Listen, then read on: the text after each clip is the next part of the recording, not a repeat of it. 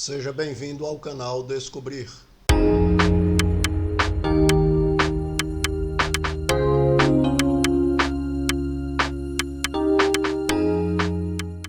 Hoje iremos descobrir sobre mulheres ferradas, tema sugerido por um dos nossos inscritos, como foi o do teclado, também sugerido por um dos nossos inscritos, e que iremos abordar hoje. Para se entender com mais facilidade o que aconteceu, nós precisamos entender um pouquinho o porquê de se ferrar, por exemplo, gado. Por que é que a gente ferrava gado? Por que é que se ferra gado? Por ser de criação extensiva, ou ser a prática da época, os animais, as fazendas não tinham cerca e os animais terminavam se misturando e causando conflito entre vizinhos.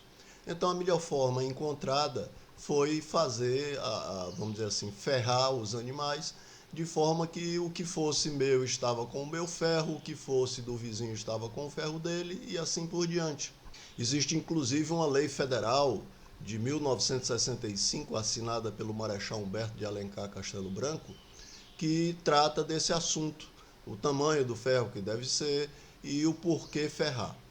Mas tem uma coisa também interessante que seria bom levantar, que os bancos que financiam a área rural, eles terminam precisando que esse animal seja ferrado, ou seja, identificado, para que ele possa ter a certeza e a segurança de que vai financiar o animal certo para o proprietário certo.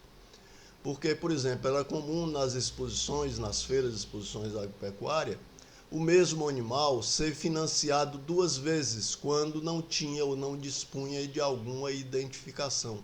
Financiado por duas entidades distintas ou financiado a dois proprietários distintos. Mas voltemos ao tema da nossa conversa de hoje.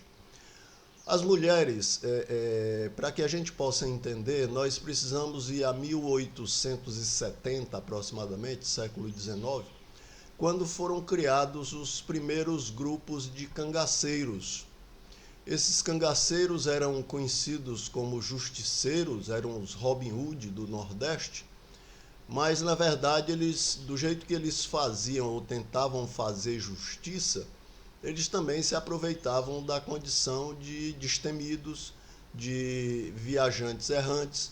É tanto que se você olhar neste mapa, você vai observar que eles andavam por uma área muito grande. Esses grupos surgiram principalmente pelas dificuldades atravessadas pelo nordestino, a seca, a falta de condições dignas de sobrevivência terminava fazendo com que as pessoas se sujeitassem a esse tipo de possibilidade. E o primeiro de todos foi de Antônio Silvino, que era de Afogados da Ingazeira, ele era de Pernambuco, e que tinha como nome de batismo Manuel Batista de Moraes. Este era o nome do Antônio Silvino. E ele vamos dizer assim, ele ficou imperando ou fazendo o que precisava ser feito, que ele achava que devia ser feito, durante vários anos, desde 1873 até por volta de 1914, quando ele foi atingido, ferido de bala e terminou sendo preso, e aí foi condenado a 30 anos de prisão. E em 1937 ele recebeu o indulto, sendo libertado. De todos, o mais famoso foi de Virgulino, que era o Lampião, e que eles se utilizavam de ferro, de palmatória, de chicotes para fazer a subserviência de suas vítimas. E também, às vezes, como vingança. É tanto que o primeiro caso que aconteceu de ferrar mulher foi por conta de uma vingança. Existia um dos cangaceiros, que era o mais sanguinário do grupo de Lampião, que era José Baiano, e que certa feita tomou conhecimento de que a mãe tinha sido, vamos dizer assim, assediada por Virgílio, mas assediada de uma forma brutal, com agressões e tudo mais, e ele aproveitou e pegou a irmã dele, desse Virgílio, que trabalhava para as volantes, que buscavam os cangaceiros, e ferrou no seu rosto. Aí tem inclusive a foto dela, Maria Marques. Mas lembrando, isso não foi porque a Maria Marques era mulher dele ou ele era o dono dela, apenas como forma de vingança para que esse agente da volante entendesse com quem estava mexendo. Isto foi no ano de 1932, já próximo do fim do cangaço. Estas atitudes contra mulheres eram comuns como forma de vingança contra irmãos, parentes, pais, né? de mulheres que eles eram, vamos dizer assim, delatores dos cangaceiros. Então eles, para se vingar, faziam e aconteciam com as mulheres.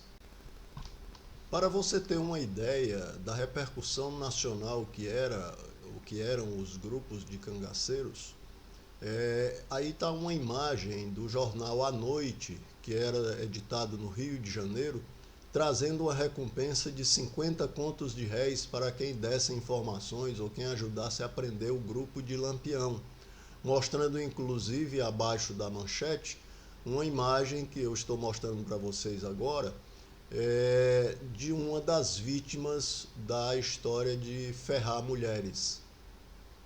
Não se tem registro de homens que tenham ferrado mulheres para demonstrar que ela era propriedade dele.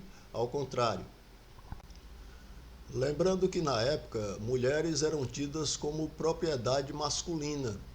Então aquela mulher que fosse ferrada ou aquela mulher que tivesse algum comportamento, vamos dizer assim, contra os princípios daquela turma, daquele grupo de cangaceiros, ela terminava sendo violentada e era uma forma de mostrar para os pais, irmãos, parentes da vítima que quem mandava no pedaço era quem tinha feito o que foi feito.